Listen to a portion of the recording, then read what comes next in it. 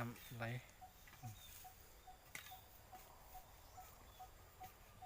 ทุกอยู่ผมปลากระบอกดีอยู่คล้องหวย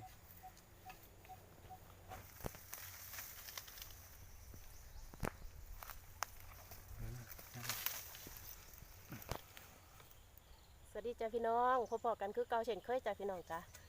ขอป้าน้องใหม่จ้าหลังจากที่บ่ได้พอกันโดนเนาะพี่น้องเนาะใส่ป้าน้องใหม่พี่น้อง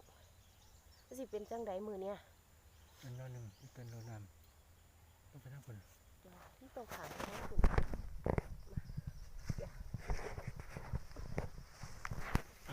ติดกับข้องหนาอีหลีเด่นสั้นแห้งหลังจากไม่ได้พอกันโดนพี่น้องมือถือตัวดำเดี๋ยวติ2 หนอพี่น้องมันสั้นแห้งเดี๋ยว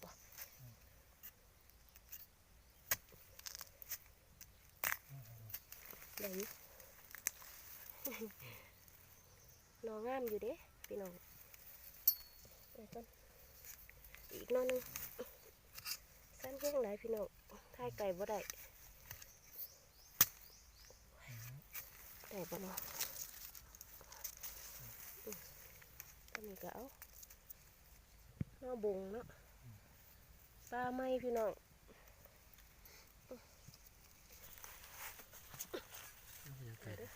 แม่สิตกน้ำรู้เป็นยังไงนี่คือปลาไปต่อยนี่บ่ว่าแม่บ่เห็น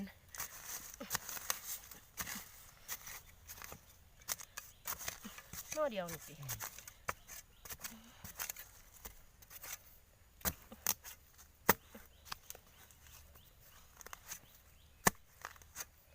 เสียมเขาเป็นจังไดเหรอก็ตับก็จะบ่เข่าแท้นี่นอหนึ่งพี่น้องเห็นปะใช่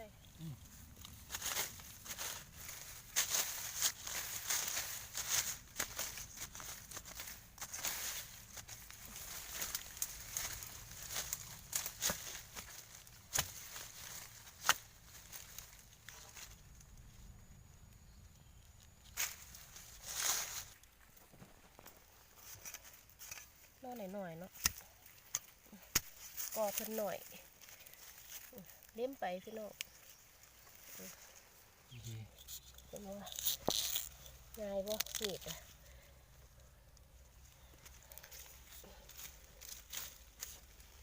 จังเลยโอ้ยคนคนกลตัวละเทียวคนหายตัวละวันนี้อยากสีนอหน่อยแน่เนาะเพราะว่าก่อเพิ่นหน่อยเพราะว่าสาวผู้เพียนปลาไม่พี่น้องก่อเพิ่นหน่อยอยู่ไหนลงกระลาเนี่ยเสียมจุ้มลงในน้ำเลย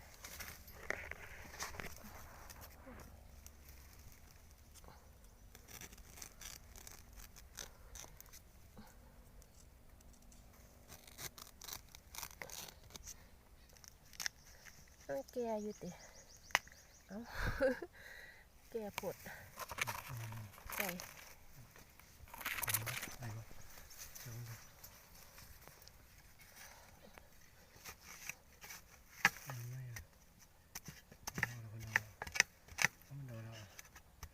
บอสจะเอาตัวนี้ออก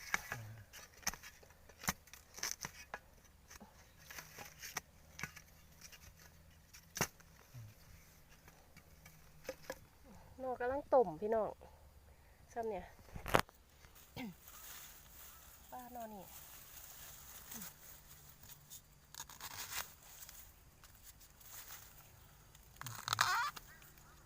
นอนงามเนาะนอนนี่ไหม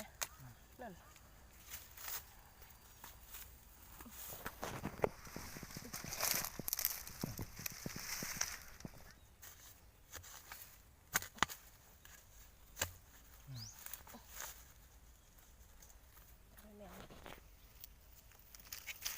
นอนนี่ไหม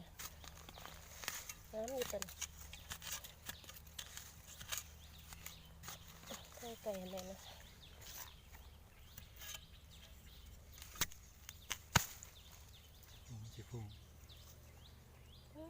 นี่งามนั่นน่ะไปเบิ่งขาวดี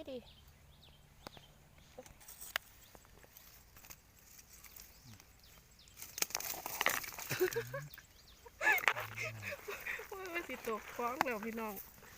เอามาดีๆเอาไหม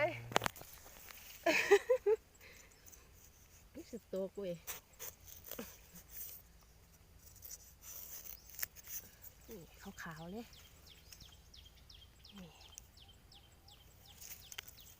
นี่มันหน่อยอยู่ได้ถุงหน่อยกันนี้ ฉันชอบแล้วฉันชอบแล้ว ได้อยู่นี่ดิแก่แล้ว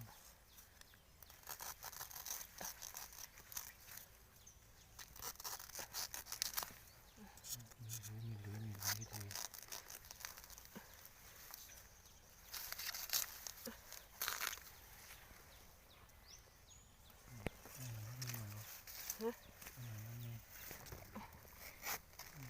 เนี่ยง่ายดีเนาะพี่น้องไม่ได้ออกป้าออกโคกโดนหลายข้าตะป่วยพี่น้องเ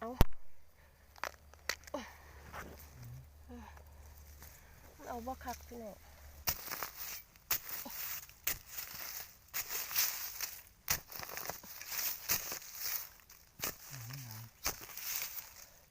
ด่างบ่หากมัน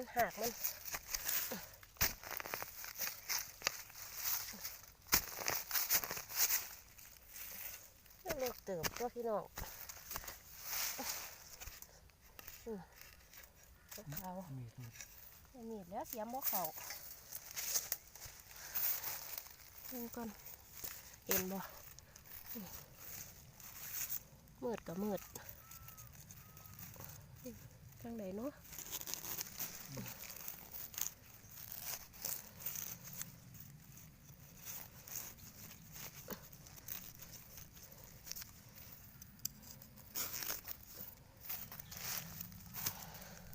ย้อมใส่มีดพี่น้อง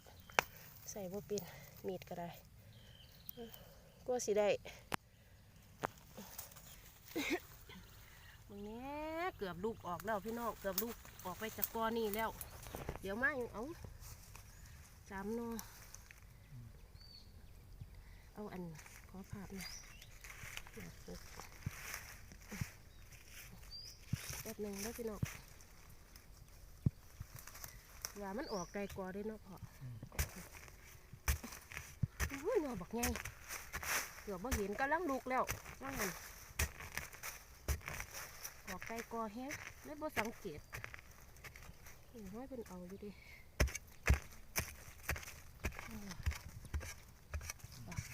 โอ้ยนอบักไง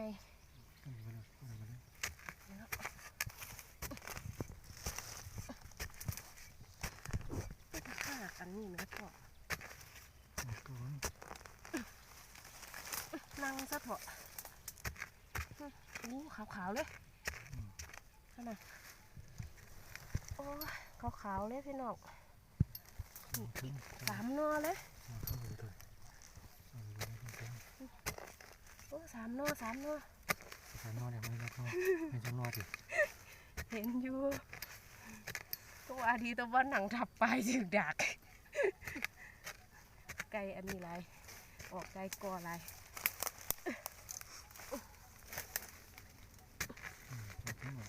ออกเพิ่น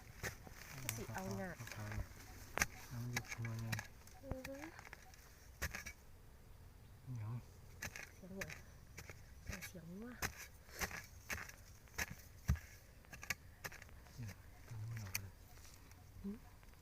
ซีผู้ตัวนี้ปัวนอที่ซียืนข่างกันเนี่ยกูล่ะว่านึกว่าสิบ่ได้นอใหญ่เนาะกอเพิ่นหน่อยแห้งหลายน่าไกลหลายมือเนี่ย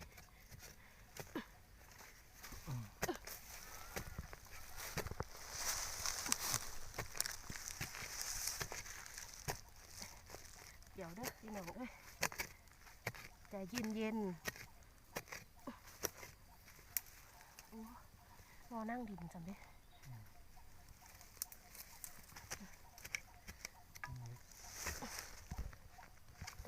บอกท่านดิน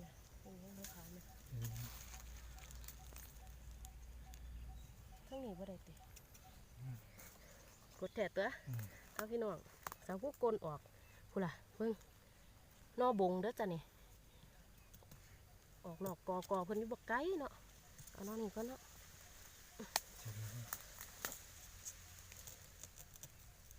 แก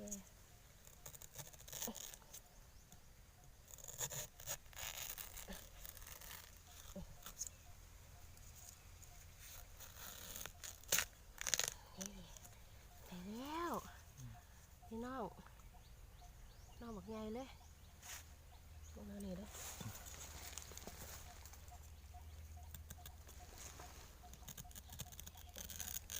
แกไป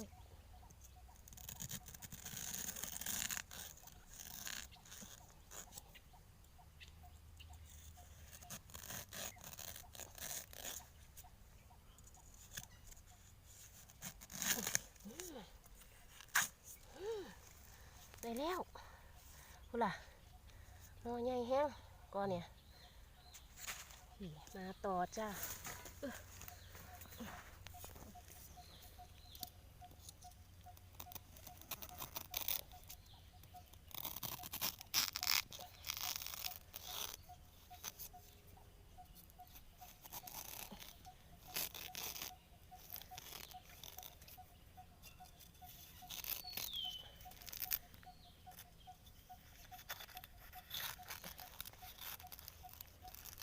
เดี๋ยวถือมาลังสามแล้วนอนหนีตีเป็นจังไดเนาะจังไดวะนี่บอก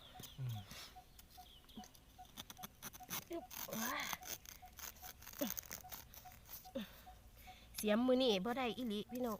เสียมบ่เข่าบ่ได้ฝนให้แม่ตะมีดก็ใส่ยาก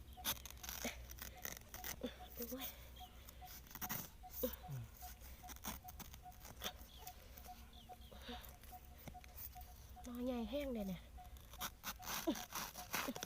ต้องปาดขึ้นเทิงบุ้ยพี่น้องเนี่ยพูล่ะปาดสีนัวมิตรนัวขาวๆเด้พูล่ะปาดทั่วบุ้ยตะอ่อนแห้งเนี่ยจักนัวพูล่ะบักง่ายบักนักหนึ่งพี่น้องพูล่ะหมันแล้วจ้ะไปต่อถมก็โอ้ยใหญ่แท้บ่อเขานี่ดีป่องเพิ่น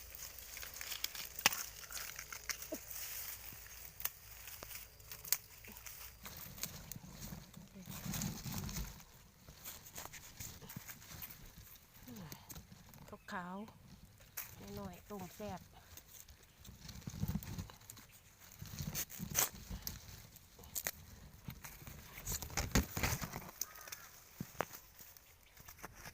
อันนี้ก็น้อยไงหน่อบักใหญ่เลยอันเนี้ย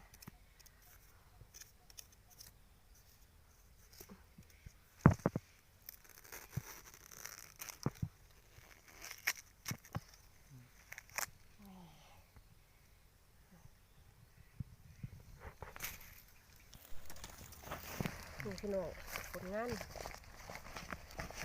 เกือบเต็มยามยุ่นแล้วพี่น้องยามเขากับใหญ่เติบเด้ว่ะตัวใหญ่ๆเนาะพอต้องไต่อีกเนี่ยตัวใหญ่ต้องไต่ลายอยู่พี่น้องเป็นจังไหนเขาต่ออีกที่สองวะพี่น้องมันถึงเงาโผดไหมต่ออีกวะไม่ต่ออีกเอาคลิปนี้เอาไว้ซ้ำนี่แหละจ้ะต่ออีกคลิป2 EP 2นะจ๊ะเนาะมา